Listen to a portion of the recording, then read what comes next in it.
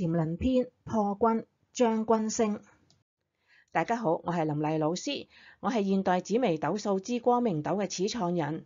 作為現代版嘅紫微斗數，係最啱呢個年代嘅命理分析，係最快、最準、最易學睇嘅。星曜說明係取錄自首場光明斗嘅免費講座，由劉子琪老師演說，認識紫微斗數星曜嘅意義及潛能代表。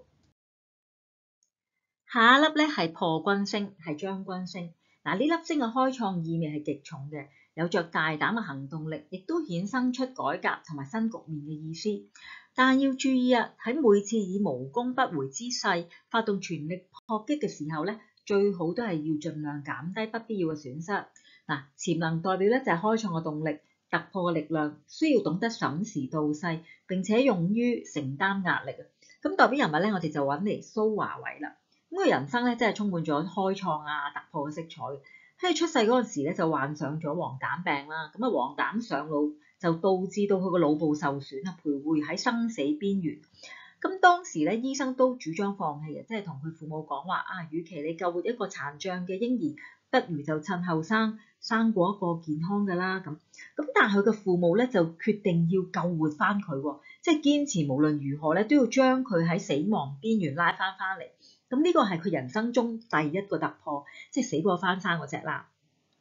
咁雖然係搶救成功，但後遺症就係痙攣啦、嚴重弱聽同埋腦麻痹。咁由於佢身體有缺陷噶嘛，咁佢條路就梗係比一般人難行噶啦。咁雖然係咁樣，但係經過佢嘅努力開創佢突破咗佢身體嘅界限，喺田徑界取得驚人嘅成績，成為家傳戶曉嘅運動員。咁呢個就係佢第二個突破啦。咁之後喺佢20多年嘅田徑生涯當中佢陸陸續續創下咗好多嘅突破。佢贏咗我諗大話都有50面獎牌金牌都有20多面啦，係嘛？包括有世錦賽奧運仲有5次打破世界紀錄喎，幾犀利啊！咁呢啲都係佢一生中所創下嘅無數突破但長期咁樣去刻苦練習就令到佢得咗腰個傷患，即係條腰傷咗。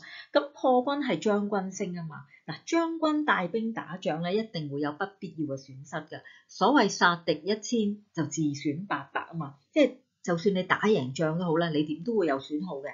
咁蘇華偉就心裏邊知道嘅，如果佢嘅腰嘅傷患好唔翻其實都係時候要退役啦，要減低不必要嘅損失啊。